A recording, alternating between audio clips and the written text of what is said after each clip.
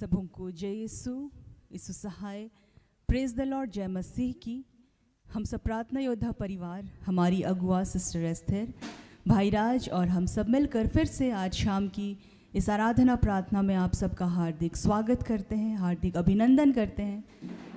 आशा करते हैं कि आप सब स्वस्थ होंगे, सुरक्षित होंगे और ईश्वर की आज्ञाओं शिक्षाओं के अनुसार अपने जीवन को जीने का प्रयास कर रहे हैं। तो आइए इस वक्त जब हम ईश्वर की स्तुति आराधना करने जा रहे हैं, उनके वचनों को सुनने जा रहे हैं, तो आइए हम सब एक मन हो, एक हृदय हो और इस वक्त के लिए विशेषकर हम प्रार्थना करें कि प्रभु इस वक्त हम सब के बीच में अपनी आत्मा की उपस्थिति से भरे, ताकि हम सब जितने लोग इस प्रार्थना सभा में जुड़े हुए हैं, हर एक जन जिन भी प्रार्थनाओं को लेकर आज इकट्ठा हुए हैं, जिन भी निवेदनों को लेकर आज आए हैं, प्रभु हमारी सारी प्रार्थनाओं को, सारे निवेदनों को पूर्ण करें। और साथ ही साथ हम दुआ करें कि प्रभु हम सबको और अधिकाई से आशीषित करे और अधिकाई से हमारे विश्वास को बढ़ाए, ताकि हम सब के माध्यम से ईश्वर बहुतों के जीवन में कार्य करे। तो आइए हम सब जहाँ कहीं भी हैं, हम सब स्थिर हों, हम सब प्रार्थना की अवस्था में आए, हम सब शांत हो जाएं और लगातार इस प्रार्थना सभा के लिए प्रार्थना करें कि आज की प्रार्थना सभा सफल हो। तो आज की आरंभिक प्रार्थना करेंगी बहन, आज की आरंभिक प्रार्थना करूंगी मैं, आराधना में अगुवाई करेंगे भाई अमित, बहन रेणु और मैं, वचन को पढ़ूंगी मैं और वचन की उद्घोषणा और अंतिम आशीष की प्रार्थना भाई राज के माध्यम से होगी।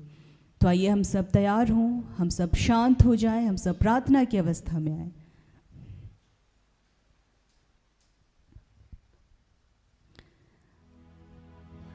आइए हम सब इस प्रार्थना सभा को शुरू करते हैं और हम सब प्रार्थना में आगे बढ़ेंगे। हमारे लिए संभव हो तो हम अपनी आंखों को बंद करें और अपने हाथों को खुला छोड़ें और इस वक्त हम पिता ईश्वर का धन्यवाद करें, प्रभु यीशु मसीह का धन्यवाद करें, पवित्र आत्मा का धन्यवाद करें कि उनकी कृपा निरंतर हम पर बनी रहती है।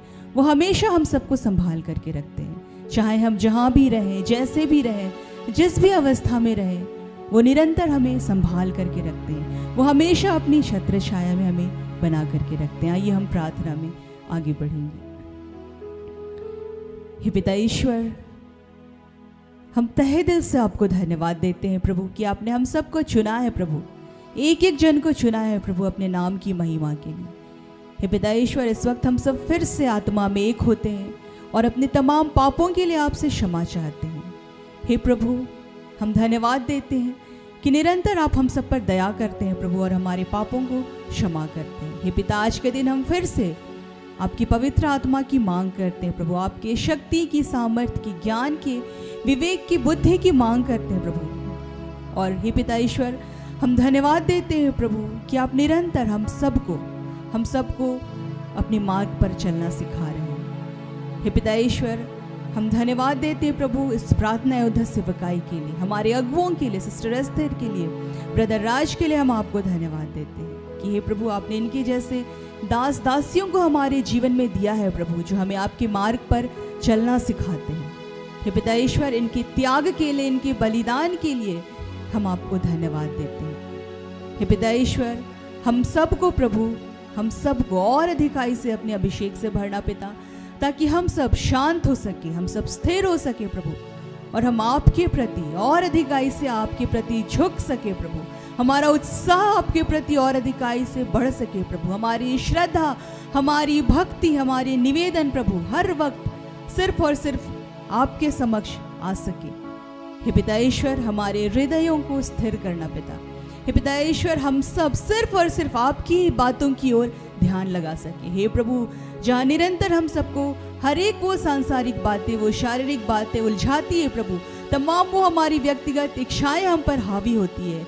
हे पिता, आज हम सबको इन तमाम बातों से ऊपर उठाना प्रभु और हम सबको और अधिक शक्ति देना प्रभु और अधिक सामर्थ्य देना, ताकि हम सिर्फ आपकी आत्मा के चलाए चल सके। आपकी आत्मा का प्रभाव हम सब पर अधिकाई से हो प्रभु, आपकी आत्मा की उपस्थिति निरंतर हम सबके जीवन में बनी रहे प्रभु। और हाँ पिता, और हम सिर्फ और सिर्फ आपके हाथों को पकड़कर आपके मार्ग पर चल सके। हे पिता ईश्वर, हम स्वीकार करें प्रभु कि हम आपके बच्चे हैं, हम स्वीकार करें प्रभु कि आपने हमें माता के गर्भ में रचने से पहले ही चुन लिया है। हम स्वीकार करें प्रभु कि हम सब आपके लिए बनाए गए हैं। हम स्वीकार करें प्रभु कि हम सब आपके दास दासी हैं। और हे पिता, जिस उद्देश्य के तहत आपने हम सब का निर्माण किया, जिस योजना के लिए आपने हम सब का निर्माण किया प्रभु, वो योजना आज हम सब के जीवन में पूर्ण हो। हे पिता, हमारे मन को अपना बना लीजिए प्रभु, हमारे सोच को, हमारे विचार को, हम सबको अपना बना लीजिए। हे पिता ईश्वर, आज हम प्रार्थना करते हैं प्रभु कि हम जीवन के अंतिम क्षण तक, अंतिम सांस तक प्रभु सिर्फ और सिर्फ आपके बने रहें। हे पिता, हर एक उन उलझाने वाली बातों से, हर एक उन भटकाने वाली बातों से हम सबको बचाना प्रभु, और हम पूरी तरह से आपके हो सके ऐसा सामर्थ हम सबको देना, ऐसी शक्ति हम सबको देना प्रभु, ऐसा हृदय हम सबको बनाना, आज हम सबको पूरी रीति से नया बनाना प्रभु। हे प्रभु, हम धन्यवाद देते हैं प्रभु कि चाहे हम जैसे भी हैं प्रभु, आप निरंतर हम सबको एक मौका देते हैं कि हम सब आपके पास आए, वापस आए प्रभु उस पापमय जीवन से। तो हे प्रभु, आज हम सबको फिर से अपना लेना पिता, आज हम सबको फिर से प्रभु नया बनाना प्रभु, हम सबको फिर से प्रभु अपनी ओर आकर्षित करना पिता, ताकि हम पूर्ण रीति से आपके प्रति ईमानदार हो सके। ये प्रभु, हमारा जो कार्य है आपके प्रति, जो कर्तव्य के काम है हमारा आपके प्रति, अपने परिवारों के प्रति, अपने रिश्तेदारों के प्रति, अपने पड़ोसियों के प्रति, जिस किसी के भी प्रति हमारा जो भी कर्तव्य का काम है प्रभु, उन तमाम कर्तव्य के कामों को हम यीशु मसीह के नाम से भली भांति निभा सकें, ऐसा सामर्थ हम सबको देना।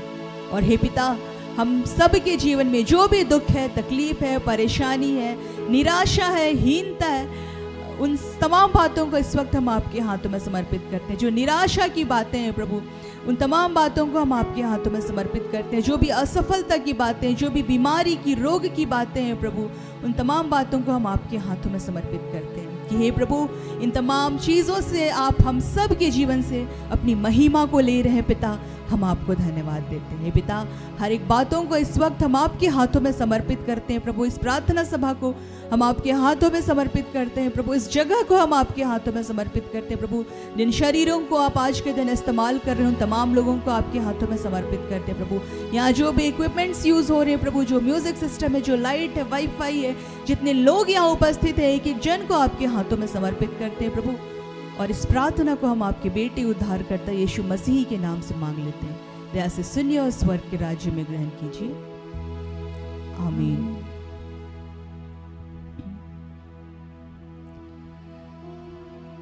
आइए हम आराधना में आगे बढ़ेंगे। जितने लोग आराधनालय में उपस्थित हैं, यदि आपके लिए संभव है तो आप खड़े हो सकते हैं।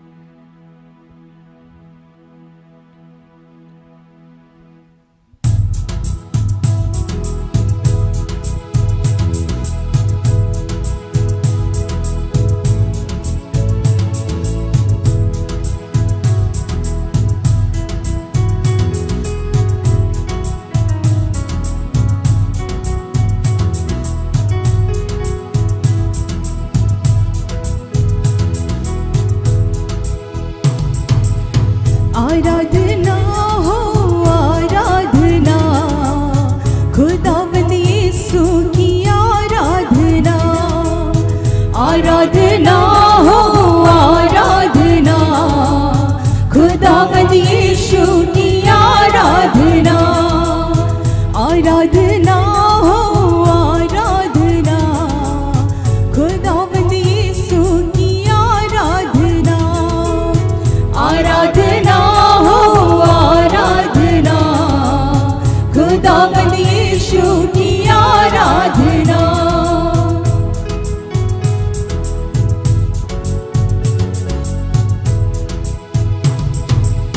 पवित्र दिल से आराधना, प्रेमी मन से आराधना। पवित्र दिल से आराधना, प्रेमी मन से आराधना। आराधना हो आराधना, खुदावंद यीशु की आराधना। आराधना हो आराधना, खुदावंद यीशु की आराधना।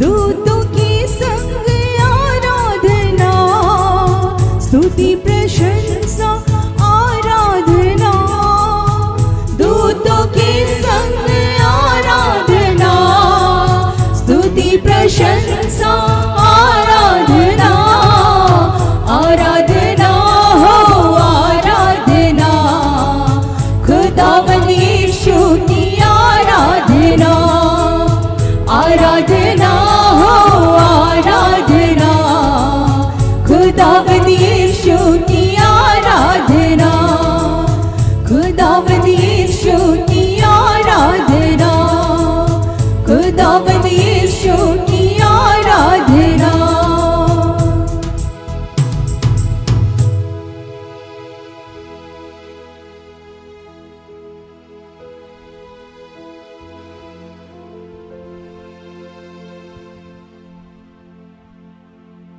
आइए इस वक्त हम पिता ईश्वर की महिमा के लिए और एक भजन गाएंगे।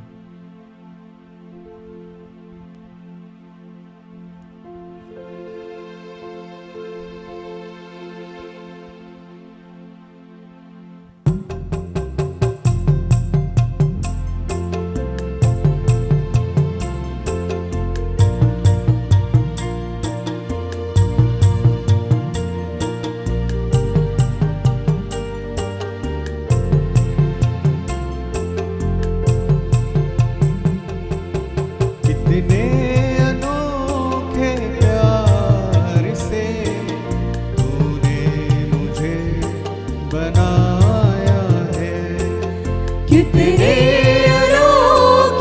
प्यार से तूने मुझे बनाया है, कितने अनोखे प्यार से तूने मुझे बनाया है, कितने अनोखे प्यार से तूने मुझे बनाया है।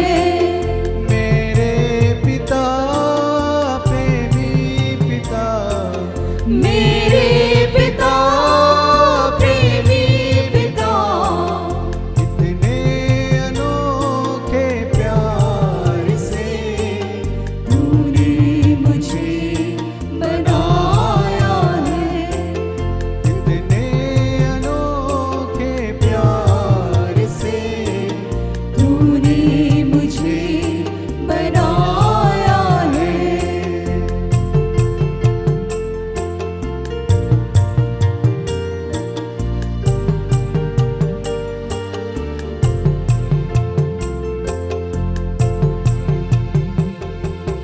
कितने अनोखे प्यार से तूने मुझे सजाया है, कितने अनोखे प्यार से तूने मुझे सजाया है, कितने अनोखे प्यार से तूने मुझे सजाया है, कितने अनोखे प्यार से तूने मुझे सजाया है।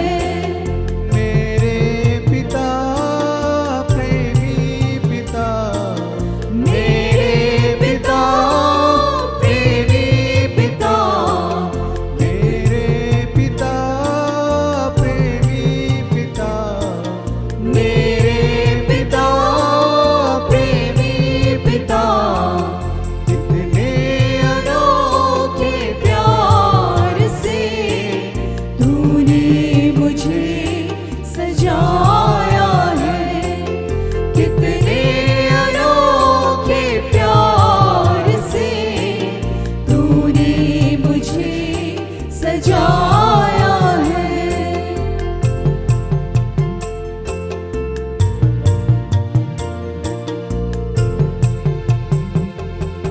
कितने अनोखे प्यार से तूने मुझे बचाया है, कितने अनोखे प्यार से तूने मुझे बचाया है। कितने अनोखे प्यार से तूने मुझे बचाया है। कितने अनोखे प्यार से तूने मुझे बचाया है। मेरे प्रभु मेरे मसीह, मेरे प्रभु मेरे मसीह, मेरे प्रभु मेरे मसीह, मेरे प्रभु मेरे मसीह, कितने अनोखे प्यार से तूने मुझे बचाया है। कितने अनोखे प्यार से तूने मुझे बचाया है।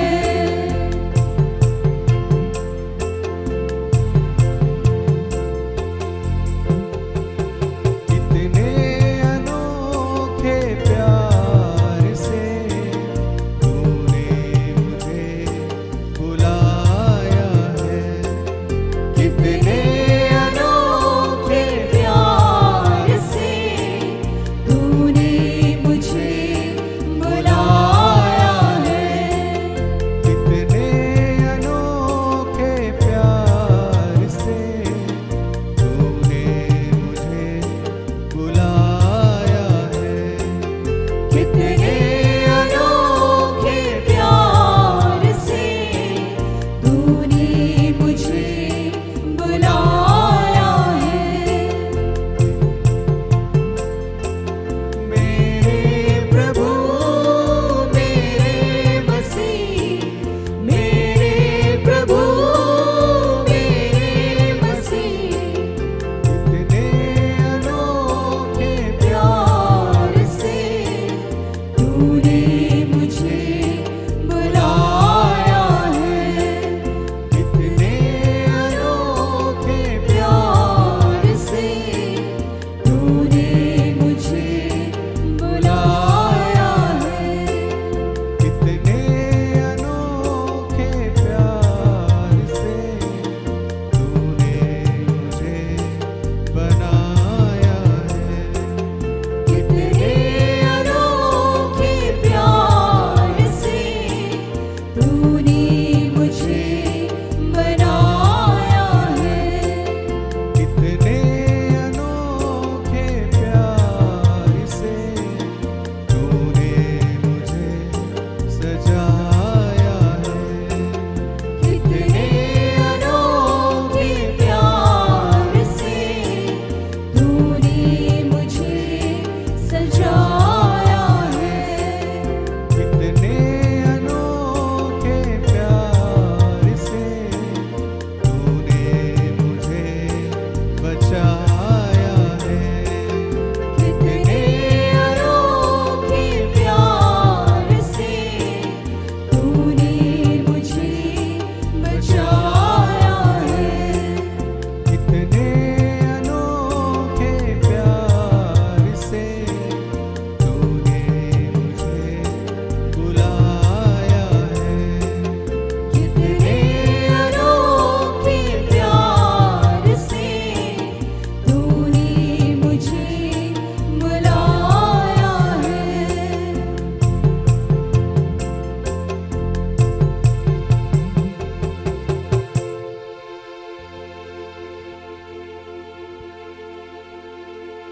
धन्यवाद पिता ईश्वर सुंदर समय के लिए।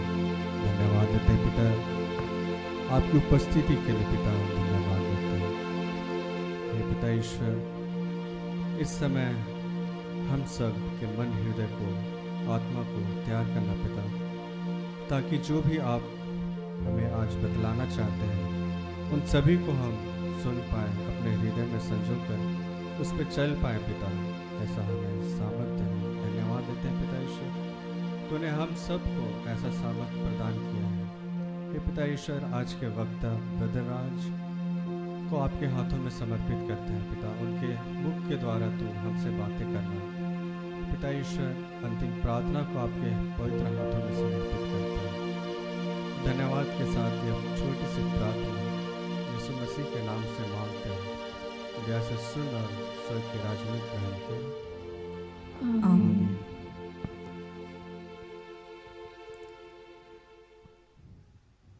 यहाँ के लिए आज का जो ठहराया गया वचन है वह हमें मिलता है संत लुकस का सुसमाचार अध्याय 10 पद संख्या 21, जिसमें ऐसा लिखता है, उसी घड़ी ईसा ने पवित्र आत्मा से परिपूर्ण होकर आनंद के आवेश में कहा, पिता, स्वर्ग और पृथ्वी के प्रभु, मैं तेरी स्तुति करता हूँ, क्योंकि तूने इन सब बातों को ज्ञानियों और समझदारों से छिपाकर नीरे बच्चों पर प्रकट किया है। हाँ पिता, यही तुझे अच्छा लगा। यह प्रभु की वाणी है। ईश्वर को धन्यवाद।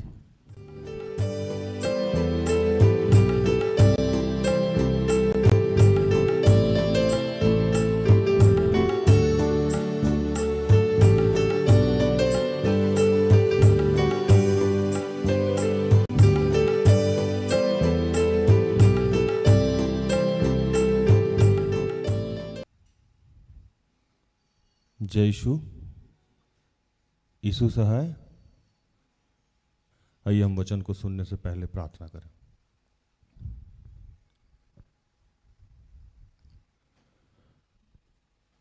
कि हे दयालु पिता, हे स्वर्ग और पृथ्वी के सृजनहार, हे हम सबके रचयिता, हम तेरा धन्यवाद करते हैं आज के सुंदर और आशीषित दिन के लिए, जो तूने एक नए अध्याय के रूप में हमारे जीवन से जोड़ दिया। धन्यवाद प्रार्थना उधर परिवार के लिए। धन्यवाद हम सब की अगुआ और आपकी दासी सिस्टर एस्थर और ऐसे जितने तेरे दास दासी हम सब के लिए तेरा धन्यवाद करते हैं। हमारे जितने सहयोगी भाई बहन हैं उन सब के लिए तेरा धन्यवाद करते हैं। धन्यवाद इस वक्त जितने लोग जहाँ से मुझे देख रहे हैं, सुन रहे हैं, उन सब के लिए तेरा धन्यवाद करते हैं प्रभु। और धन्यवाद करते हैं कि भविष्य में जितने लोग प्रार्थना उद्धार परिवार से जुड़ने वाले हैं उन सब के लिए तेरा धन्यवाद। पिता, जो वचन आज आपने हमें दिया है उसको सुनने में, सुनाने में, समझने में, समझाने में हमारी मदद कीजिए। जो भी डिस्टर्बेंस की बातें हैं, जो भी रुकावट की बातें हैं, वो सब यीशु के नाम से समाप्त करते हैं। धन्यवाद की यह प्रार्थना प्रभु यीशु के जीवित और पवित्र नाम से मांगते हैं। दया से सुन और स्वर्ग के राज में ग्रहण कर। आमीन। आज जो प्रभु वचन दिया हम लोगों को,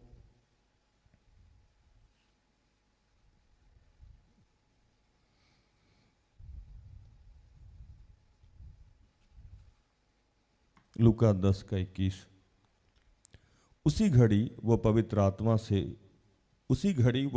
आत्मा में होकर आनंद से भर गया और कहा, हे पिता, स्वर्ग और पृथ्वी के प्रभु, मैं तेरा धन्यवाद करता हूँ कि तू इन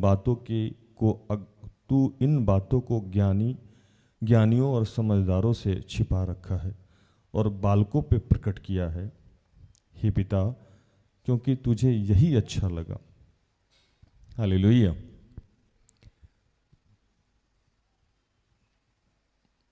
बहुत इंटरेस्टिंग और मजेदार टॉपिक।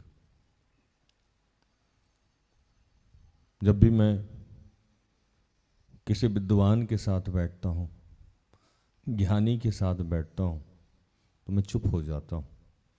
मुझे डर लगता था। मैं अपने आप को अनपढ़, कमज़ोर, असहाय समझता था।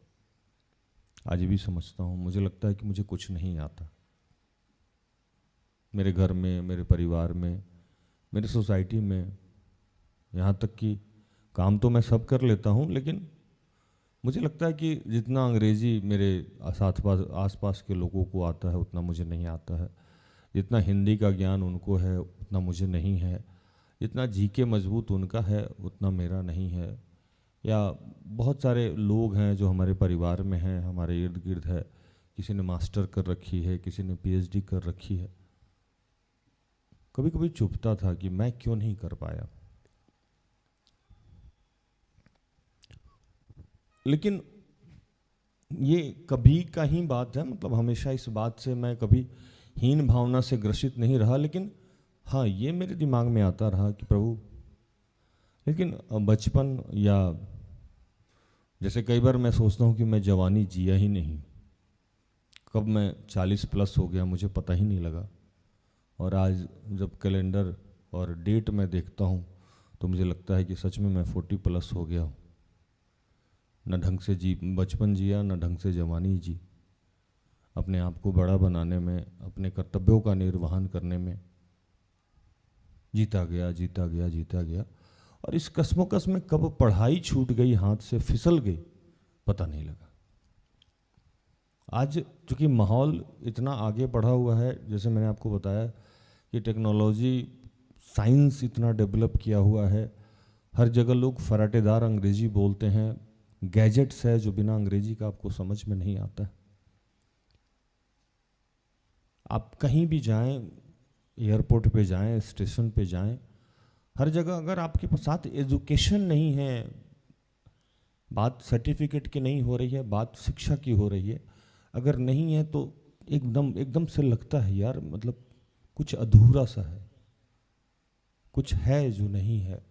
कई बार जब आदमी बिजनेस करते करते थक जाता है, या सेवकाई करते करते थक जाता है, या पैसे के होड़ में जब आदमी थकने लगता है, टूटने लगता है, तो दिमाग में आता है काश पढ़ के नौकरी कर लिए रहते, एक टीचर रहते, एसपी रहते, डीएम रहते, बैंकर रहते, कुछ तो रहता कि एक फिक्स इनकम रहता। कम से कम पेट्रोल पंप पे जाके ये सोचना तो नहीं पड़ता कि कितने का पेट्रोल भरा लें। कम से कम रेंट देने के समय में तो ये नहीं सोचना पड़ता ना कि आखिर ये पैसा आएगा कहाँ से।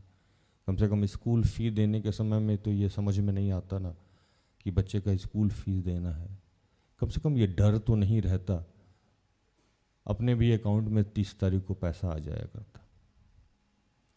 जब ये सारी घटनाएं घटती है तो ये एहसास होता है कि काश पढ़ लिए रहते। जब पढ़ने का टाइम था, समझाने वाले बहुत लोग थे, लेकिन सच में समझाने वाले कोई नहीं थे। समझाना और सच में समझाना दोनों में बहुत फर्क हो जाता है। किसी को आप डरा के समझा रहे हैं, किसी को आप मार के समझा रहे हैं, और किसी की आत्मिक जागृति करके समझा रहे हैं, सेंटिमेंटल होके समझा रहे हैं, दोनों में बहुत फर्क है। प्रार्थनादत्त परिवार हालांकि इसमें कामयाब हो पाया है कि हम लोगों के आत्मा को झकझोरने का काम कर देते हैं।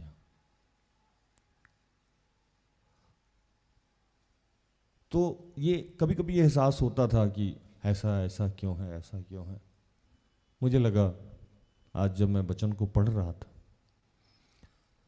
तो मुझे ये एहसास हुआ कि ये प्रभु ने नहीं होने दिया, क्योंकि प्रभु चाहता था कि मैं निर्बुद्धि रहूं, प्रभु चाहता था कि मैं अशिक्षित रहूं, प्रभु चाहता था कि मैं अज्ञानी रहूं। क्यों? तो मुझे वो इस्तेमाल करना चाहता था। हालेलुया। वो मुझे क्या करना चाहता था? इस्तेमाल करना चाहता था।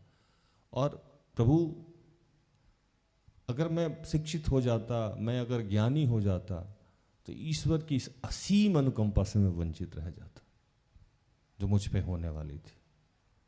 हालेलुया। क्योंकि वो कभी भी ज्ञानी को, पंडित को, शिक्षित को अपने कार्य के लिए नहीं चुनता है। वो किसको चुनता है? मूर्खों को, अज्ञानी को, निर्बुद्धि को। क्यों?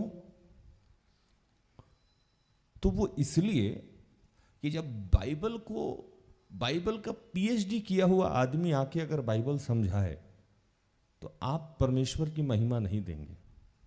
आप बोलेंगे कि he is so talented, he is so educated. कितना पढ़ा लिखा आदमी है कि किस बारीकी से बाइबल की बातों को, किस बारीकी से प्रभु के शब्दों को रख रहा है। लेकिन मेरे जैसा, जिसको सोसाइटी में, हमारे सोसाइटी में हम जैसे लोगों को लेमैन कहा जाता है, जब आके बाइबल की गुड़ रहस्य को समझाता है तो आपके मुंह से जरूर निकलता है, ओ माय गॉड, ईश्वर की कितनी बड़ी कृपा है इस आदमी पे। वो 4 साल से बाइबल जानता है और बाइबल को ऐसे स्पष्ट भाषा में समझाने का प्रयास करता है। हमसे हमारे डॉक्टर मित्र लोग मिलते हैं, हमारे सीनियर ऑफिसर लोग मिलते हैं, कुछ डीडीसी लोग मिलते हैं, कुछ ज्वाइंट सेक्रेटरी लोग मिलते हैं और कहते हैं कि राज, ये जो वचन आप हम लोगों को समझाते हैं या बताते हैं, ये वचन ऐसे कैसे हो सकता है, ये हम लोग को पता ही नहीं था। और मैं वहाँ बड़ी विनम्रता के साथ ये कहने का प्रयास करता हूँ कि ये मैं नहीं, मेरे साथ रहने वाला पवित्र आत्मा बोलता है। हालेलुया। ये मैं नहीं, मेरे साथ रहने वाला पवित्र आत्मा बोलता है। आज मैं थोड़ी देर के लिए रामपुर गया था, जो जहाँ से मेरी उत्पत्ति हुई है। उत्पत्ति मतलब मैं पहला प्रचार वहीं किया हूँ रामपुर में, जो प्रार्थना योद्धा का बेदी है, छोटा सा बेदी है। तो वहाँ मैं गया था तो किसी भाई का वचन आया था, प्रकाशित वाक्य 17:7 पढ़ी।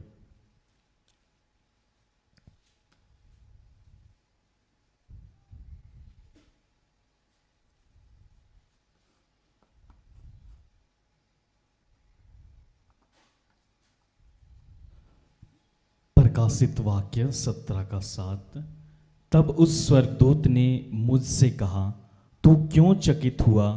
मैं इस स्त्री और उस पशु का जिस पर वह सवार है और जिसके 7 सिर और 10 सींग है, तुझे भेद बताता हूं। हालेलुया। क्या कहा उस स्वर्गदूत ने? कहता है कि तब उस स्वर्गदूत ने मुझसे कहा, तू क्यों चकित हुआ? मैं इस स्त्री और उस पशु का जिस पर वह सवार हुआ है, जिसके 7 सिर और 10 सींग है, तुझे भेद बताता हूं। अब 8, जो पशु तूने देखा वो पहले तो था पर अब नहीं है। प्रभु को बोला कि आप चकित क्यों होते हैं? हम जैसे पशु, हम जैसे लोगों पे जब पिता ईश्वर सवार हो जाता है तो सारे भेदों को प्रकट करने लगता है। हालेलुया। क्या होता है? भेदों को प्रकट करने लगता है और लोग क्या होते हैं ना, चकित हो जाते हैं। आश्चर्य कि कैसे संभव है कि इस घोर कलयुग में, जहां सिर्फ पाप ही पाप भरा हो, कोई व्यक्ति कहता हो कि पवित्र आत्मा मुझसे बात करता है, कोई कहता है कि पवित्र आत्मा की प्रेरणा से हम बात करते हैं। मैं कल किसी को बता रहा था कि आप मत विश्वास कीजिए, लेकिन नए नियम में एक जगह लिखा है कि ठीक है, तुम मत विश्वास करो कि मैं पिता का हूँ, पिता मुझ में है, लेकिन मैं जो करता हूँ उस पर तो विश्वास करो। तुम्हारे साथ जो घटनाएं घट रही है उस पर तो विश्वास करो। उसको कैसे भुला सकते हो? आप मत मानिए कि सिस्टर के साथ पिता ईश्वर बात करते हैं, बिल्कुल मत मानिए। क्यों मानिएगा? आप मत मानिए कि पवित्र आत्मा मेरे साथ काम करता है, बिल्कुल भी मत मानिए।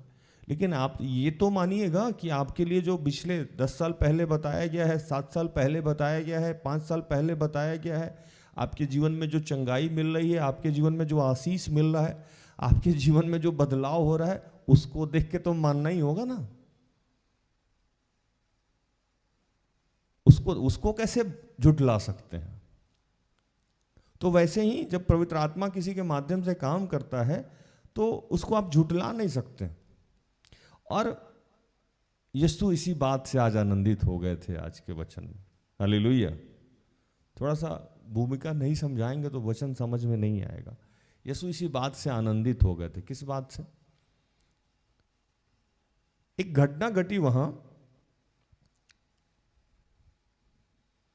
कि यीशु 70 चेले नियुक्त किए। पहले भी मैंने आपको बताया, कहीं कहीं 72 लिखा हुआ है, कहीं कहीं 70 लिखा हुआ है। खैर इससे बात से कोई फर्क नहीं पड़ता।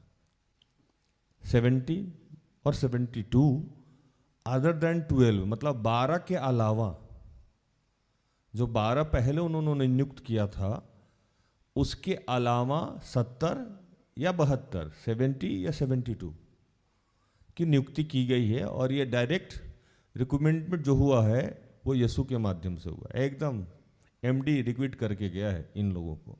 तो टोटल चेले की नियुक्ति कितनी हुई? 72 और 12 कितनी हो गई? 84। अगर 2 को माइनस भी कर दिया जाए तो 82। जो डायरेक्ट किसने नियुक्त किया है? यीशु ने। साधारण लोग कितने जानते थे आजकल? 12। और उन्होंने क्या किया कि इस पे पहले भी कभी प्रचार हुआ होगा, अगर आपको याद होगा, कि 2-2 को ग्रुप बना के भेजे, जहां जहां उनको जाना था उसके पहले वहां वो भेजे कि काम करके आए, और उनको उन्होंने पावर दिया, शक्ति दिया कि जाओ काम करके आना।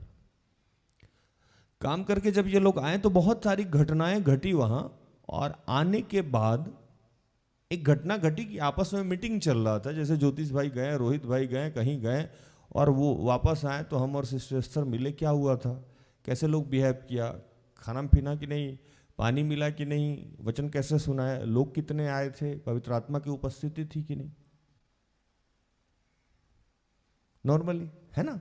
तो यीशु अपने लोगों को से ऐसे ही बात कर रहे थे उस दिन, और जब बात कर रहे थे तो बात करने के दरमियान में उन्होंने कहा कि देखिए, सब जगह तो हम लोग गए,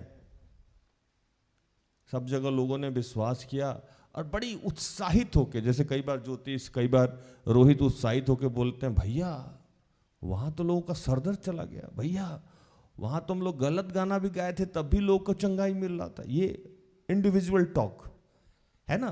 तो वो लोग भी बड़े आनंद के साथ, जो वो 82 या 72 जो भी थे उस दिन, वो बड़े बोल रहे थे, यीशु बहुत खतरनाक बात हो गया। तो क्या हो गया कि ऐसा हो गया कि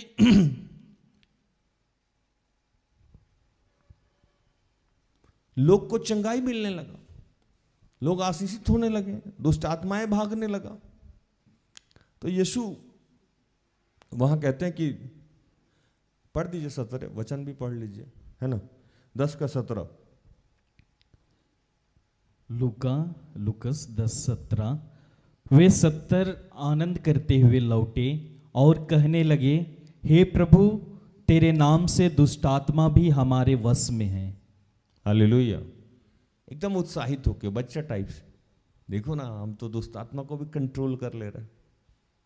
क्योंकि उनको तो यकीन नहीं हो रहा होगा ना, तो वो उत्साहित होके कहें। तो वहां घटनाएं घटी और प्रभु ने कहा कि तुम तो यही देखे हो, हम तो शैतान को भी नीचे गिरते देखे। 18 में जब पढ़िएगा तो आपको पता लगेगा। क्योंकि वो बता रहे थे कि पिता ईश्वर कब लूसीफर को धक्का दिए, ये भी हम देखे हैं। तो ये तो बहुत छोटी चीज है, अभी बहुत कुछ देखना बाकी है तुमको, मेरे साथ तो चलो। हालेलुया, मेरे साथ तो चलो, अभी बहुत कुछ होना बाकी है। वो बोले कि अभी ऐसा कुछ बहुत विशाल नहीं हो गया। और एक बड़ा प्यार से एक लाइन समझाते थे कि इससे खुश होने की जरूरत नहीं है कि तुम्हारे माध्यम से मुर्दा जी रहा है, तुम इतने अच्छे गायक हो गए हो, या तुम प्रार्थना करते हो तो लकवा लोग ठीक हो जाता है, लकवा ग्रसित ठीक हो गया, इससे खुश होने की जरूरत नहीं। बिल्कुल ये अज्ञानता की बात हो जाएगी। खुश इसके लिए होना है कि तुम्हारा स्वर्ग में नाम लिखा गया है, तुम्हारा चुनाव होना है। कई बार आप मेरे मुंह से सुनते भी होंगे कि प्रभु धन्यवाद कि तूने हमें चुना। बाकी काम होना ना होना तो वो तुम्हारे हाथ में है। किसी दिन ज़्यादा पवित्र आत्मा का धारा प्रवाह हो गया, किसी दिन बहुत अच्छा प्रचार हो गया, किसी दिन थोड़ा कम अच्छा प्रचार हुआ, ये प्रभु के ऊपर डिपेंड करता है। क्योंकि मैं ज्ञानी तो हूँ नहीं कि एक सीक्वेंस में प्रचार करूँ।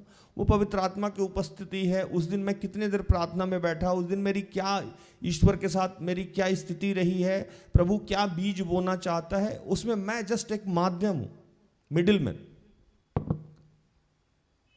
तो प्रभु बोला कि इस बातों से खुश नहीं होना कि शैतान को भगा दिए, बीमारी ठीक कर दिए। खुश इस बात से होना है कि तुम्हारा नाम कहाँ लिखा हुआ है? स्वर्ग। पढ़िए 20।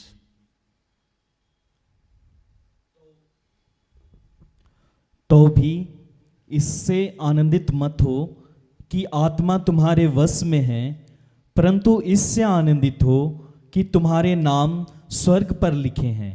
हालेलुया। और जब ये सारी घटनाएं घट रही थी, मतलब ये गॉसिप चल रहा था, वो 72 लोगों में, 70 लोगों में और यीशु में, यीशु भाव विभोर हो गए और कहने लगे प्रभु से कि प्रभु तेरा धन्यवाद करते हैं, कि हे पिता तेरा धन्यवाद करते हैं स्वर्ग और पृथ्वी के प्रभु, मैं तेरा धन्यवाद करता हूँ कि तू इन बातों को ज्ञानियों और समझदारों से छिपा रखा और बालकों पे प्रकट कर दिया। अब प्रभु भाव विभोर हो गए, यीशु भाव विभोर हो गए, और जिन 70 को वो नियुक्त किए थे लाइक लेमैन, उनको कुछ नहीं आता था। वो पीएचडी होल्डर नहीं थे, वो मास्टर्स नहीं किए हुए थे, इवन कि वो 10th पास भी नहीं थे। वो सब लोगों के बारे में अगर आप पढ़िएगा तो कोई मुर्गी चरा रहा था, कोई मछली पकड़ रहा था, कोई चुंगी ले रहा था, है ना। आज भी आप देखिएगा तो इस टाइप का काम करने वाले लोग यहाँ बहुत, आज के समाज में भी जब एजुकेशन बहुत हाई लेवल पे चला गया है तब भी बहुत पढ़े लिखे लोग नहीं होते हैं। तो उस समय तो स्कूल और कॉलेज और बाकी सुविधाएं थी ही नहीं, तो उस समय जो ये लोग काम करता होगा वो कितने ही अनपढ़ होंगे। और उस दशा में जब फरीसी लोग यशायाह नबी की पुस्तक और व्यवस्था की सारी किताबों को रट के रखा हुआ था, और नियम से वो यरूशलेम मंदिर में जाते थे, नियम से धर्म कर्म का काम करते थे, सारे काम को नियम से करते थे। और ये 70 लोग, ये 84 लोग, ये लोग जो किसी लायक नहीं थे, और जब उन पे ईश्वरीय कृपा हुई तो वो भाव विभोर हो गए। कहने लगे कि प्रभु तू ज्ञानियों पे प्रकट नहीं किया, तू अज्ञानियों पे प्रकट कर दिया। तूने उन फरीसियों पे ये भाव प्रकट नहीं किया। फरीसी जाके यीशु के नाम से प्रार्थना करके शैतान नहीं निकाल पाते थे। फरीसी जाके यीशु के नाम से बीमारों को चंगा नहीं कर पाते थे। फरीसी जाके वचन नहीं सुना पाते थे, क्योंकि उनको कभी ट्रस्ट ही नहीं होता था इस बात पर। हालेलुया। और ये ट्रस्ट सिर्फ इसलिए नहीं होता था, जो मैंने आपको पहले अपनी कहानी बताई कि धन्य है, धन्य प्रभु को मैं कहा आज अपने मुंह से कि मैं नहीं पढ़ पाया, मेरी नौकरी नहीं लग पाई, मैं अज्ञानी रह गया, मैं अशिक्षित रह गया, क्योंकि प्रभु ने मुझे इस्तेमाल किया। प्रभु ने जान के ऐसा नहीं किया, जान के ऐसा किया क्यों? तो कभी भी उसको महिमा नहीं मिलती। अगर फरीसी लोग वचन सुनाते और चिन्ह चमत्कार उनके माध्यम से प्रकट होता तो कभी भी यीशु को महिमा नहीं मिलती, कभी भी ईश्वर को महिमा नहीं मिलती। उस समय के लोग जो थे कहते थे बहुत बड़ा धर्मी आदमी है इसीलिए इसकी प्रार्थना सुनी जाती, ये बहुत बड़ा ज्ञानी आदमी है इसीलिए बाइबल को ऐसे समझाता है। ईश्वर को महिमा मिलती नहीं मिलती। इसीलिए उन्होंने एक काम किया। हालेलुया। क्या काम किया? बताता हूं आपको। 27 पहला कुरिन्थ 6:1-27।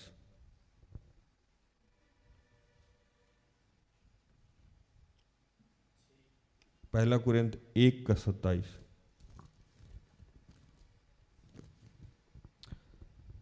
पहला कुरिन्थ 1:27। परंतु परमेश्वर ने जगत के मूर्खों को चुन लिया है कि ज्ञानवानों को लज्जित करे, और परमेश्वर ने जगत के निर्बलों को चुन लिया है कि बलवानों को लज्जित करें। 28। और परमेश्वर ने जगत के नीचों और तुच्छों को, वरन जो हैं भी नहीं उनको भी चुन लिया है कि उन्हें जो हैं व्यर्थ ठहराए। यहां तक। और ये क्यों हुआ? मैंने आपको बताया ना कि वो हम जैसे अज्ञानियों को चुना। क्यों? तो वो इसलिए कि 30 पढ़िए, 29 और 30। ताकि कोई प्राणी परमेश्वर के सामने घमंड ना करने पाए, परंतु उसी की ओर से तुम मसीह में हो, जो परमेश्वर की ओर से हमारे लिए ज्ञान ठहरा, अर्थात धर्म और पवित्रता और छुटकारा। 31। ताकि जैसा लिखा है वैसा हो, जो घमंड करे वह प्रभु में घमंड करे। हालेलुया। वो इसलिए किया कि कोई सिस्टम को हम बोल ही नहीं सकते कि हमको बाइबल आता है, मुंह से कभी निकल ही नहीं सकता। हम जब आएंगे तो अंगीकार करेंगे कि हमको बाइबल नहीं आता है, आता ही नहीं तो बोलेंगे कैसे? प्रभु एक चीज हमको बताया शुरू से, वो क्या बताया जिसका मैंने पालन किया है और आप लोगों को भी करना चाहिए। पहला कुरिन्थ 1:10 पढ़ी।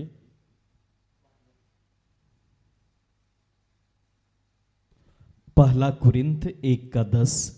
हे भाइयों, मैं तुमसे हमारे प्रभु यीशु मसीह के नाम से विनती करता हूँ कि तुम सब एक ही बात कहो और तुम में फूट ना हो, परंतु एक ही मन और एक ही मत होकर मिले रहो। हालेलुया। क्या करना है हम लोग को? एक रहना है, एक ही मन रहना है। तो एक मन रहने के लिए बाइबल भी कहता है, अगर आप एक मन नहीं हो सकते हैं, देखिए कैसी बातें हैं। अगर पति पत्नी एक मन हो जाए तो पवित्र आत्मा की उपस्थिति हो जाती है। पति पत्नी और बच्चा एक मन हो जाए तो ईश्वर की उपस्थिति हो जाए। दो सेवक एक मन हो जाए तो प्रभु का राज्य का विस्तार बढ़ने लगता है। हालेलुया। एक महिला आई यहाँ से कुछ दिन पहले, वो बोलने लगी कि घर धनी परिवार की हैं, सब कुछ अच्छा खासा है, तो बोलने लगी कि घर वाला लोग पूछता कहाँ सुबह सुबह चले जाते हो तुम प्रार्थना करता। ऐसा कौन सा विपत्ति आया कि प्रार्थना उधर जाके प्रार्थना कराना। मैंने कहा कि अगली बार से कोई आपको बोले तो उनको कहिएगा कि प्रार्थना योद्धा अब सिर्फ प्रार्थना योद्धा नहीं हो गया है, मतलब केवल वचन सुनाना और प्रार्थना करना ही काम नहीं है। हमारा एक और काम है जो हम ट्रस्ट में तब्दील हो गए। इंडियन एक्ट 8082 के तहत, अगर मैं सही उच्चारण कर रहा हूँ तो, हमारा एक लॉ है, इंडियन लॉ है, उसके अंदर हम एक ट्रस्ट में तब्दील है और हमारे ट्रस्ट का विभिन्न प्रकार है। जैसे आगे भविष्य में और भी जो भी सुविधाएं आएंगी और भी जब फंडिंग होगा तो हम स्कूल खोलने वाले हैं, बहुत सारे काम करने वाले हैं। आज हमारे पास लोग आता है जिनका पुलिस केस का मामला है तो उनके केसों को भी मैं सॉल्व करता हूँ। अकाउंट से रिलेटेड कोई समस्या है तो उनका अकाउंट एडवाइज़र बन जाता हूँ मैं। शिक्षा और पढ़ाई से रिलेटेड कोई समस्या है तो मैं काउंसलर बन जाता हूँ। पति पत्नी का झगड़ा है तो वो मैं बात करता हूँ। पवित्र आत्मा विभिन्न रूप से मुझे और सिस्टर एस्थर को इस्तेमाल करता है। ऐसा नहीं है कि सिर्फ प्रार्थना करके छोड़ दिया जाता। तो वो चूंकि जो आता नहीं है वो जानता नहीं। हालेलुया। अब कोई मेरे पास आएगा तब ना जानेगा, दूर से तो प्रार्थना करने वाले लोगों को सिर्फ यही जानता है, जाके हालेलुया बुलाएगा, 91 51 पढ़ाएगा, उसके आगे क्या। लेकिन हमारा जो प्रार्थना योद्धा परिवार है वो इतना सारा काम करता है जो आप कहीं आप अकाउंट से एडवाइज करने जाओ किसी अकाउंटेंट के पास तो वो बहुत सारा पैसा ले लेगा आपसे।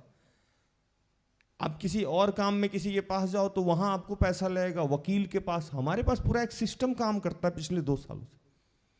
वकील है और भी विभिन्न प्रकार के लोग बैठे हुए हैं जो डिफरेंट काम करते हैं और सब चीज़ों में मदद की जाती है लोगों का, क्योंकि हम लोग परिवार हैं। सिर्फ जैसे बाइबल लिखा ना कि जो भूखा हो उसे भोजन कराओ, जो प्यासा हो उसे पानी पिलाओ। ऐसा नहीं है कि जो भूखा हो उसको जाके प्रार्थना करके बताओ, जो प्यासा हो उसको बोले कि आइए हम हालेलुया करें, कितने देर करेगा। तो मैं इस वस्तु पे काम करता हूँ। हालेलुया। तो जब मैं गांव में जाता हूं, मैं जब जगह जाता हूं तो मैं देखता हूं कि अब 2 मुंडा भी आपस में झगड़ा कर रहा है। मुंडा मतलब जैसे एस्थर तोपनो हैं तो मुंडारी हैं, मुंडा ही जाति मुंडा ही बोलेंगे ना दीदी, हाँ मुंडा है। अब मैं बता रहा हूं आपको कि क्यों फूट पड़ रहा है। मैं ये टॉपिक आ गया तो बोल के फिर दूसरे पे जाऊंगा। अब मान लो कि तोरपा वाला जो मुंडा है और जब मैं चाईबासा की तरफ इधर बढ़ा, दोनों का भाषा ही मैच नहीं करता। जैसे जैसे 20 कदम 25 कदम 20 किलोमीटर 25 किलोमीटर 30 किलोमीटर आप जब आगे पीछे जाइएगा तो मुंडा ही अलग अलग उच्चारण में बोला जाता है और समझने में कठिनाई हो जाए। शादरी का ही वो भाषा बदल जाता है और वो वहाँ लड़की नहीं देना चाहेगा, वो वहाँ लड़की नहीं देना चाहेगा। क्या दीदी सही बोल रहे हैं ना, है ना। ये सादरी बोलने वाला है तो उधर नहीं जाएगा, वो उड़ाव है तो उधर नहीं जाएगा, खड़िया उड़ाव के साथ नहीं जाएगा, उड़ाव खड़िया के साथ नहीं जाएगा। और आप कहते हैं आदिवासी एकता, किधर से एकता। कैसे बचाइएगा आप अपने परिवार को, समाज को। बहुत बड़ी बड़ी बातें तो हम लोग कर ही लेते हैं, लेकिन जहाँ छोटी सी बातें, अभी तो मैं सरना धर्म और हिंदू धर्म और क्रिश्चियन धर्म की बात ही नहीं कर रहा हूँ। मैं उस टॉपिक पे तो मैं गया ही नहीं। मैं तो सिर्फ अभी मुंडा उड़ाव खड़िया है ना, और बहुत सारा जाति है जो मैं उच्चारण भी नहीं कर पा रहा, उसकी मैं बात कर रहा हूं, वो सेम लोग भी में मतभेद है दूर में, तो एकता अनिवार्य है। एकता में ही पवित्र आत्मा की उपस्थिति। इसीलिए पिता पुत्र पवित्र आत्मा, उसने कहा कि 2 या 2 से अधिक आत्मा में एक होकर मेरे पिता से कुछ मांगे तो मेरे पिता की तरफ से हो जाए। 2 या 3 मेरे नाम से जहां इकट्ठे हो मैं वहां हूं, डेफिनिट हूं, कंफर्म हूं। हालेलुया। तो जब मैं काम करने चला तो मैं सबसे पहले एकता अनिवार्य है मेरे लिए। इसीलिए मैंने कहा कि अब मेरा नाम चाहे जो रखना है रख दो, क्या फर्क पड़ता है, नाम से क्या फर्क है, जॉन हो चाहे जनार्दन हो, है ना, चाहे जॉनी हो, क्या फर्क पड़ता है, बात तो काम तो प्रभु का ही करना है। हालेलुया। तो ये सारी घटनाएं इसलिए वहां घट रही थी, जो बच्चों प्रभु ने जो ये प्रार्थना कर दी और प्रभु का धन्यवाद कर दिया कि तूने ये ना समझी, ये इतनी बड़ी समझ की बातें ना समझो पे कर दी। तो मैंने आपको बताया कि हम जैसे लोगों को इसीलिए चुना गया कि हम कभी भी घमंड से नहीं भर पाए, क्योंकि हमको अपनी औकात पता है कि हमको बाइबल नहीं आता है। और इसीलिए किसी दिन बहुत अच्छा प्रचार होता है, किसी दिन थोड़ा कम होता है, या किसी दिन बिल्कुल भी अच्छा प्रचार नहीं है। ये हो सकता है क्योंकि पवित्र आत्मा हमारी औकात दिखा के रखता है कि हम जब चाहेंगे तो अच्छा होगा, हम जब चाहेंगे तो बुरा होगा, हम जब चाहेंगे तो बहुत अच्छी उपस्थिति होगी। किसी दिन रिट्रीट में लोग सुबह से ही पवित्र आत्मा से भरा रहता है, शाम तक भरा रहता है। अभी संडे को एक महिला आई, आखिरी प्रार्थना में प्रभु मेरे माध्यम से कह रहा था किसी का गर्दन दर्द ठीक हो रहा है, सामने सामने ठीक हो गई, अंदर जाके बोल रही भैया मेरा, हम जब यहाँ बैठे थे तो हम ऐसे करके आपको नहीं देख पा रहे थे, आखिरी प्रार्थना में आपने कहा कि गर्दन दर्द ठीक हो रहा है और हम ऐसे किए तो गर्दन मेरा खट से आवाज़ किया और ठीक हो गया। मैंने कहा हे प्रभु तेरी लीला तू ही जाने, है ना प्रभु, तेरी माया कहीं धूप कहीं छाया, वो तो जानता है। तो वो हमारी वो रिमोट कंट्रोल करके रखता है।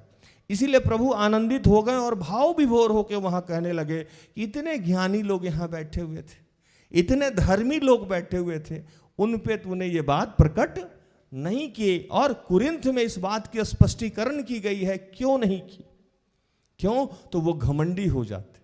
हालेलुया। और उनके माध्यम से अगर कोई काम होता तो परमेश्वर को महिमा नहीं मिलती, कभी भी नहीं मिलती। सिस्टर एस्थर की भाषा में कदापि नहीं मिलती, है ना, मिलती ही नहीं।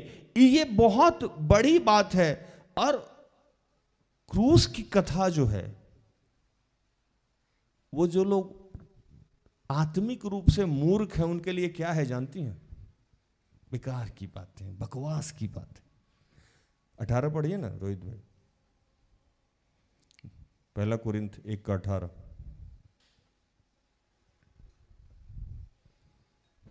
पहला कुरिन्थ 1:18, क्योंकि क्रूस की कथा नाश होने वालों के लिए मूर्खता है, परंतु हम उद्धार पाने वालों के लिए परमेश्वर की सामर्थ्य है। हालेलुया। हम उद्धार पाने वाले के लिए क्या है, परमेश्वर की सामर्थ्य। और पौलुस यहाँ एक बहुत अच्छी बात बोले।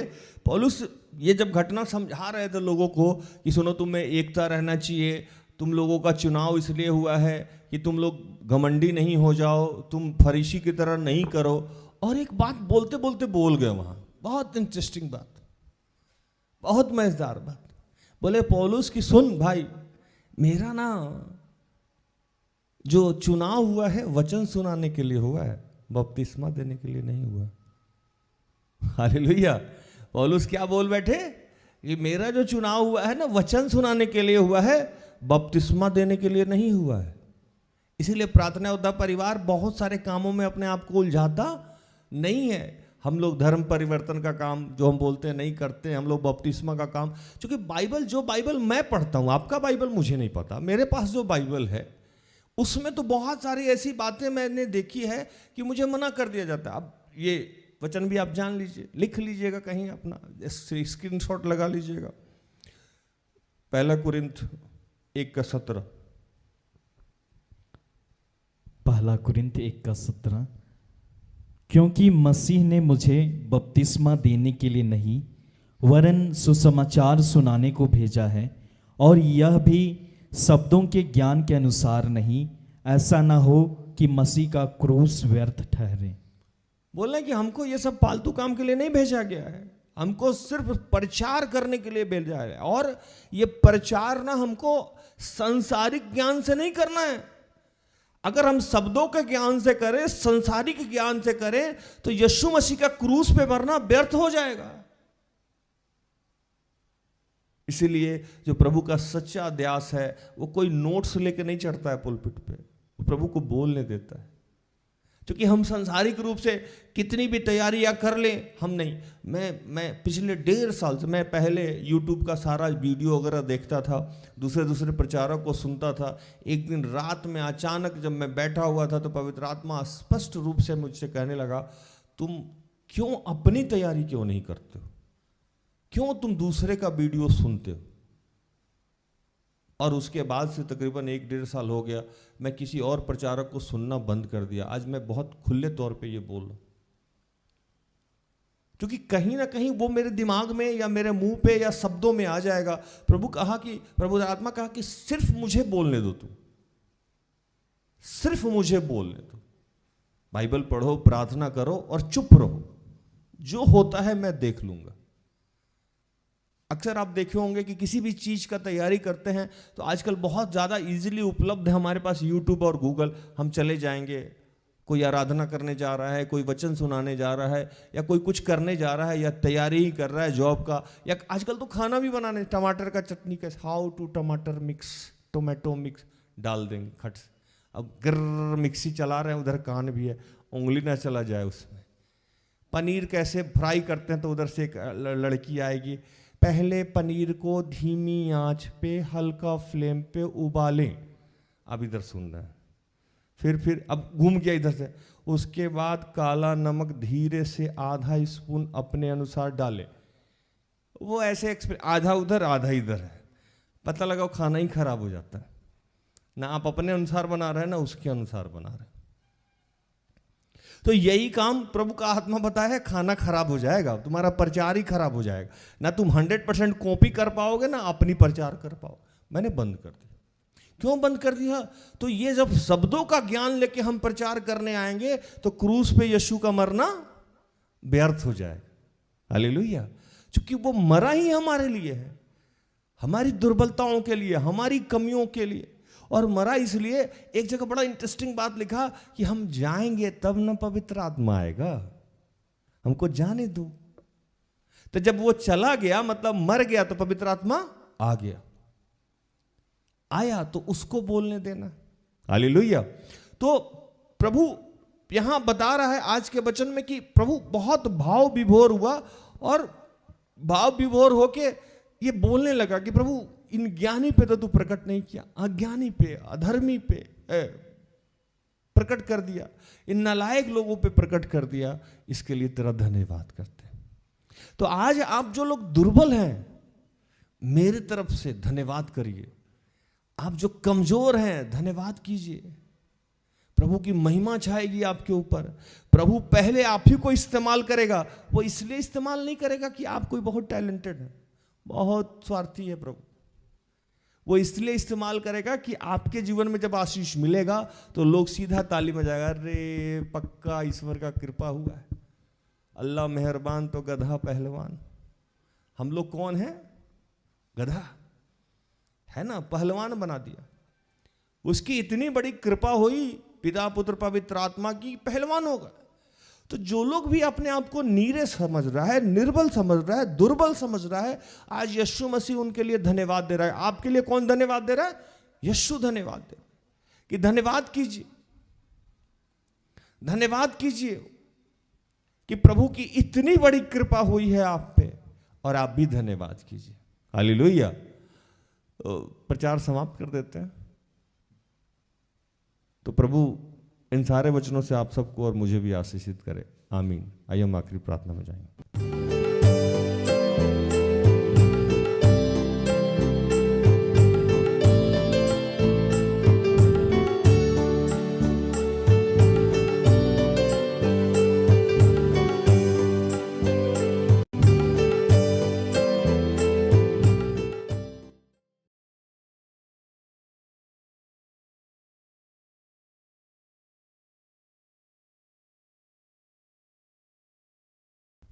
आइए प्रार्थना करें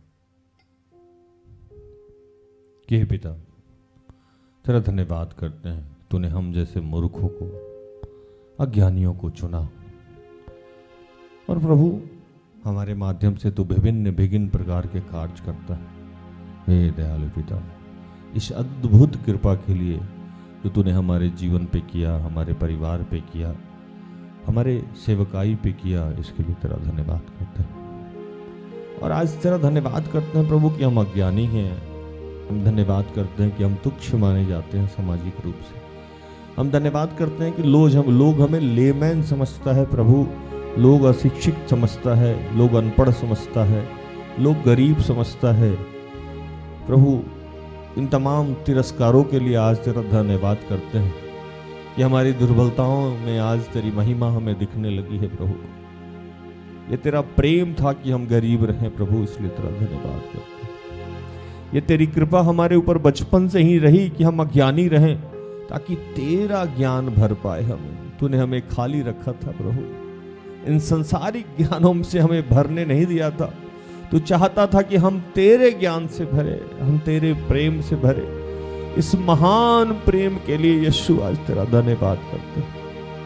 पिता, आज जितने लोग जहां भी हैं जो अपने आप को कमजोर समझ रहे हैं, वो सब तुझे धन्यवाद कर रहे हैं प्रभु।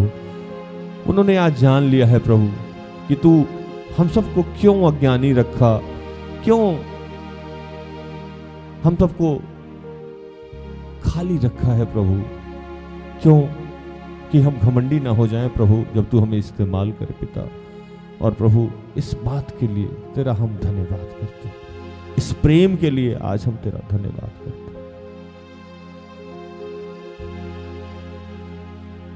ईश्वर की महिमा आज यहाँ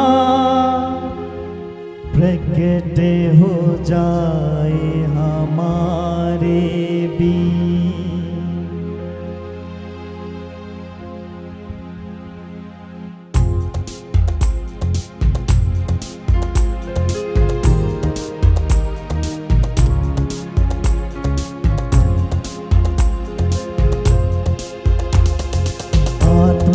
के आनंद से दिल मेरा भर दे प्रभु, आत्मा के आनंद से दिल मेरा भर दे प्रभु, आत्मा के आनंद से दिल मेरा भर दे प्रभु, आत्मा के आनंद से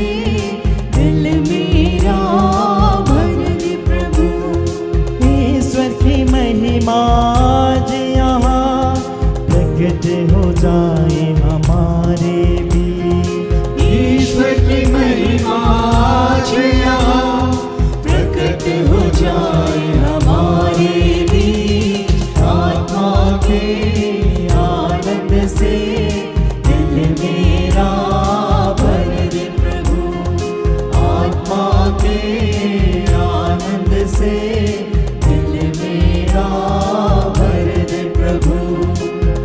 प्रभु।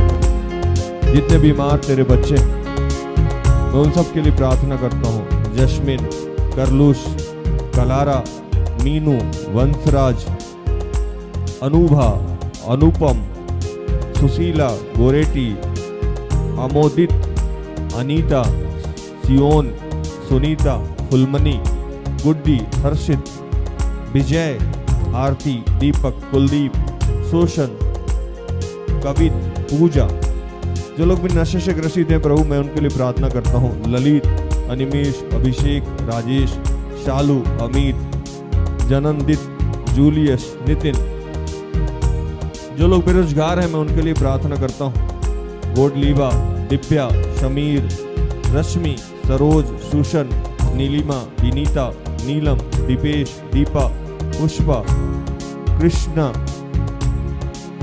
अमित, निशांत, आशीष, जो लोग पवित्र आत्मा के लिए भूखे और प्यासे हैं मैं उनके लिए प्रार्थना करता हूँ। अमल, अनुपा, महिमा, जॉय, नीलिमा, अनीमा, महक, इशिता, शारा, अनोप, एंड्रू, एलेक्स, गुड्डी, सिल्की, शमर, ओलिवा, उषा, अंजू, अयान, हनी, ज्वाय, ओशीन, अभिषेक। जो लोग पवित्र आत्मा के लिए भूखे और प्यासे हैं, शर्मिला, कमलावती, सुनील, मगदली, नवीन, अभिषेक, ऋतिक, बीभू, डैमियन, कुलदीप, अंजू, निशी, निशांत। जो लोग पारिवारिक प्रार्थना चाहते हैं, महिमा, पूनम, किशोरी, शूषण, रेन, सुषमा, अनीता, नमिता। जो लोग आर्थिक रूप से कष्ट में हैं, प्रार्थना चाहते हैं, असुनता, लॉरेंस, निर्मला, हाईलेट, फुलजेंस। जो लोग विवाह के लिए प्रार्थना चाहते हैं, दिव्या, शनि, उर्मिला, वंदना। जो लोग निसंतान है, संतान के आशीष के लिए प्रार्थना चाहते हैं, किशोरी, जयवंती। जो लोग मन पे आपका नियंत्रण चाहते हैं, जया, वीरेंद्र, सबिता। जो लोग केस से मुक्ति चाहते हैं, किशोरी, सुनीता। जो लोग ट्रांसफर चाहते हैं, अनुग्रह।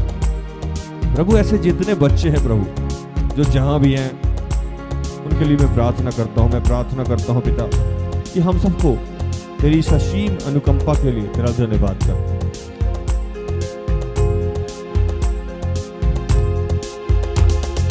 पाप का अंधेरा हर दिल से तेरी ज्योति से मिट जाए। पाप का अंधेरा हर दिल से तेरी ज्योति से मिट जाए। पाप का अंधेरा हर दिल से तेरी ज्योति से मिट जाए।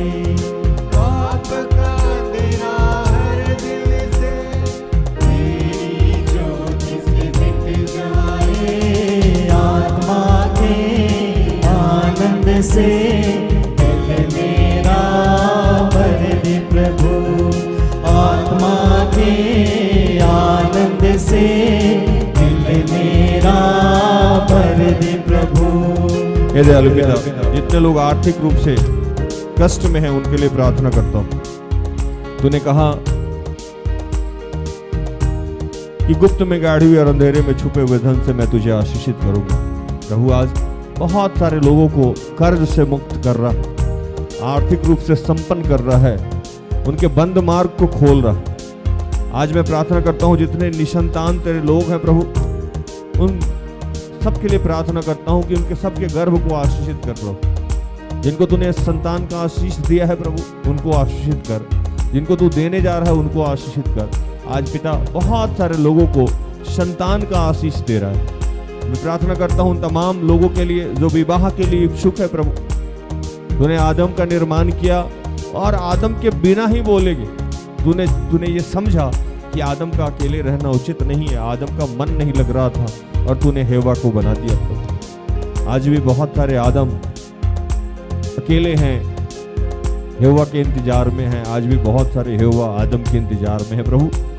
इनके जीवन में जो भी बंधन है उसको तोड़ दे पिता, जो भी रुकावटें हैं उसे खत्म कर प्रभु, और इनके लिए सुयोग वर वधु का जो आपने इंतजाम कर रखा है उसको सामने ला प्रभु।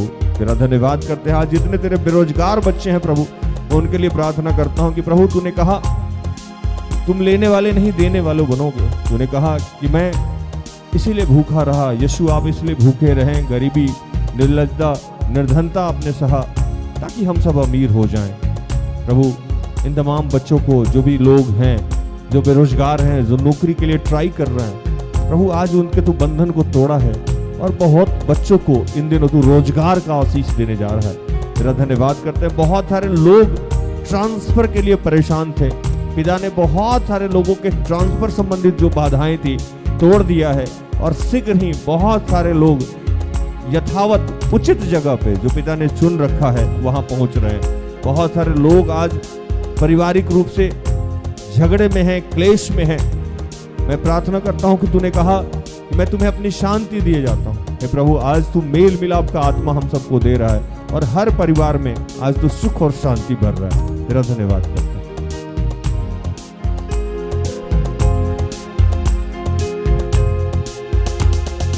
जीवन जल बरसा कर तू अच्छी फसल उगा दे प्रभु।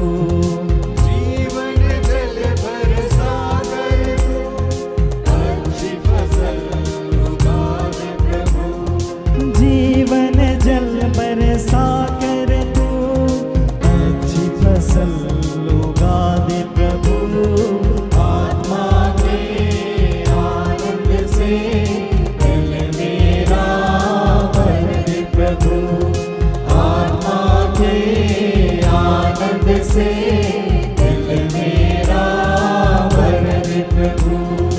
दयालु पिता, इस वक्त तू बहुत सारे बीमार बच्चों को स्पर्श कर रहा है। इस वक्त तेरे वचन के द्वारा, तेरे कोड़े खाने के द्वारा, तेरे छेदित हाथों के द्वारा, तेरे लहू बहाने के द्वारा यीशु हम चंगे किए जा रहे हैं। बहुत सारे लोग माइग्रेन की समस्या से मुक्त हो रहे हैं, कैंसर की समस्या से प्रभु हमेशा हमेशा के लिए मुक्त कर रहा है। टीबी की समस्या से इस वक्त बहुत सारे लोग मुक्त किए जा रहे हैं। लिकोरिया की समस्या से बहुत सारे लोग मुक्त किए जा रहे हैं। गठिया की समस्या से बहुत सारे लोग मुक्त किए जा रहे हैं। बवासीर की समस्या से प्रभु ने चंगाई दिया है, आशीष दिया है। किडनी में स्टोन है, मैं रत्नी के हस्बैंड के लिए प्रार्थना करता हूँ कि प्रभु उसके स्टोन से तू उसे मुक्त कर रहा है, तेरा धन्यवाद करते हैं। लीवर की समस्या से प्रभु तू मुक्त कर रहा है। थायराइड की समस्या से प्रभु तू इस वक्त मुक्त कर रहा है। पीरियड्स की समस्या से तू प्रभु आज इस वक्त मुक्त कर रहा है। पीसीओडी की समस्या से प्रभु तू हम सबको निजात दिला रहा है, तेरा धन्यवाद करते हैं। जिन लोग को भी प्रभु ने इस वक्त आशीष दिया है या देने जा रहा है, वो कृपया धन्यवादी रहें। धन्यवाद करें पिता का। जितने लोग जहां भी मुझे सुन रहे हैं, प्रार्थना में जुड़े, ये आशीष पवित्र आत्मा दे रहा है, यीशु के नाम से पिता ईश्वर दे रहा है, उनको धन्यवाद कीजिए। धन्यवाद कर रहे हैं इस वक्त हम लोग कि प्रभु तू बहुत सारे लोग के सिर के बाल जो झड़ रहे थे, उसका झड़ना रोक दिया है। घुटने में दर्द था, प्रभु ने चंगाई दी है। विशेषकर जो बुजुर्ग महिला या पुरुष हैं प्रभु, उनको तूने घुटने के दर्द से, एड़ी में जो जलन था, इसको स्पर्श किया है। हृदय रोग से प्रभु तूने बहुत सारे लोगों को मुक्त किया है। तूने अपने बेटी हिल्ला को मुक्त किया, अजीता को मुक्त किया, बहुत सारे बच्चों को मुक्त किया है। गले में इन्फेक्शन से प्रभु आपने इन दिनों बहुत सारे लोगों को मुक्त किया है। सूजन से प्रभु तूने बहुत सारे लोगों को मुक्त किया है। एलर्जी, इन्फेक्शन से प्रभु तूने इन दिनों बहुत सारे लोगों को मुक्त किया है। गैस्ट्रिक से प्रभु तूने मुक्त किया है। जलन से प्रभु तूने मुक्त किया है। उल्टी से तूने प्रभु बहुतों को मुक्त किया है इन दिनों। मैं आस्था के लिए प्रार्थना करता हूँ पिता, तेरा धन्यवाद करता हूँ। उस बच्ची को तूने स्पर्श किया। सर्दी और बुखार से तूने बहुत सारे लोगों को मुक्त किया है। आंखों में धुंधलापन था, प्रभु तूने हम सबको अपनी नई ज्योति से, अपनी नई रोशनी से भरा है, तेरा धन्यवाद करते हैं। धन्यवाद करते हैं इन दिनों तूने बहुतों को यूरिक एसिड से प्रभु मुक्त किया है। और प्रभु जिसके भी कमर में कहीं दर्द हो रहा था, इस वक्त तूने स्पर्श किया है पिता, तेरा धन्यवाद करते हैं। इन दिनों तूने बहुत सारे लोगों को नशे से मुक्त किया है और आज तूने बहुतों को विश्वास का वरदान दिया है, तेरा धन्यवाद करते हैं।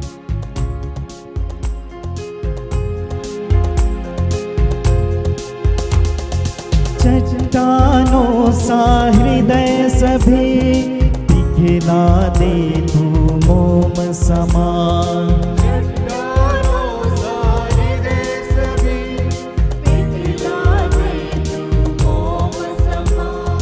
चट्टानों सा हृदय सभी पिघला दे तू मोम समान।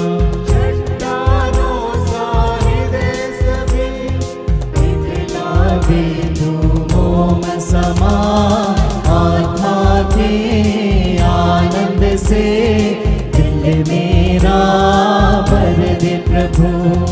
आत्मा के आनंद से मेरा भर दे प्रभु।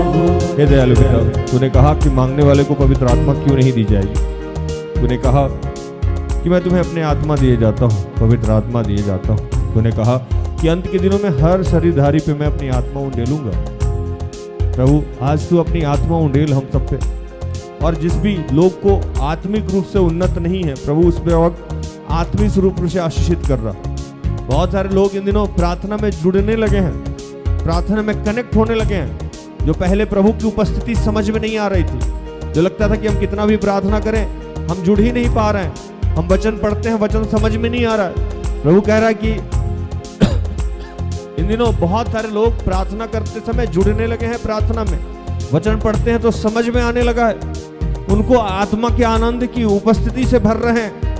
बहुत सारे लोगों को इन दिनों विश्वास का दान मिला है, प्रेम से प्रभु ने भरा है, दया से, क्षमा से, शांति से भरा है, आत्मा की उपस्थिति से, आत्मा के दान और वरदानों से प्रभु ने भरा है।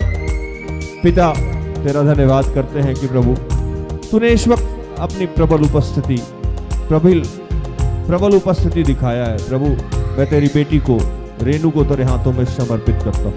हे दयालु पिता, तूने इसे रचा है, तूने इसे बनाया है, तूने इसका निर्माण किया है। प्रभु तेरा धन्यवाद करते हैं पिता। आज प्रभु बहुत सारे लोगों को स्पर्श कर रहा है, जिसमें आशीष, आशा, मगदली, रोमा, अर्चना, अभय, अंश, अनुग्रह, अनीश, अमीशा, अनामिका, डॉली, सोनम, सुरेश, समीर, पूनम, महिमा, प्रेम प्रकाश, अलविना, अनूप, निर्मला,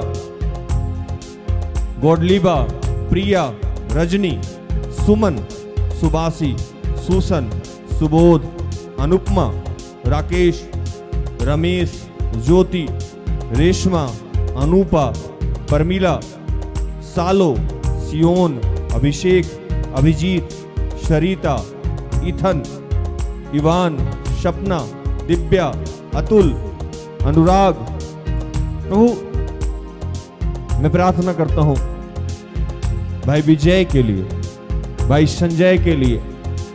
मैं प्रार्थना करता हूं, उनके पूरे परिवार को तेरे हाथों में समर्पित करता हूं। इस क्षेत्र में एक एक जितने लोग रहते हैं उन सबको तेरे हाथों में समर्पित करता हूं। आसपास इस क्षेत्र में जितने चर्चेज हैं, उनके फादर, बिशप, पादरी को, पंच को, इस क्षेत्र के विधायक को, एसपी को, डीएसपी को, जितने डॉक्टर्स हैं उन सबको तेरे हाथों में समर्पित करता हूं। और फिर से प्रभु आज के दिन के लिए तेरा धन्यवाद करता हूं। जितने तेरे दास दासियों उनको तेरे हाथों में समर्पित करता हूं प्रभु, तेरी इस प्रबल उपस्थिति के लिए। और फिर से पिता तेरा धन्यवाद करते हैं, हमारे जीवन में जो तेरा चुनाव है उसके लिए तेरा धन्यवाद। सब कुछ आपके हाथों में समर्पित करता हूं और इन तमाम प्रार्थना को प्रभु यीशु के जीवित और पवित्र नाम से मांगते हैं। दया से सुन और स्वर्ग के राज में ग्रहण कर। आमीन, आमीन। तो धन्यवाद। आशा करते हैं कि आज के प्रार्थना से, आराधना से और वचनों की उद्घोषणा से और अंतिम प्रार्थना से प्रभु ने आप सबको स्पर्श किया होगा। प्रार्थना उद्धव परिवार निरंतर आपका आभारी है कि आप हमारे साथ हैं, हमारा सहयोग करते हैं। यूट्यूब पे बहुत सारे ऐसे चीज़ कंटेंट डाले हुए हैं जो आप देख सकते हैं और एक दूसरे के साझा कर सकते हैं। तो धन्यवाद, प्रभु आपको आशीष दे। कल संध्या 5:30 में हमारी आपकी फिर से मुलाकात हो जाएगी। तब तक के लिए स्वस्थ रहें, सुरक्षित रहें, सरकारी नियमों का पालन करें, प्रभु के आदेश का पालन करें।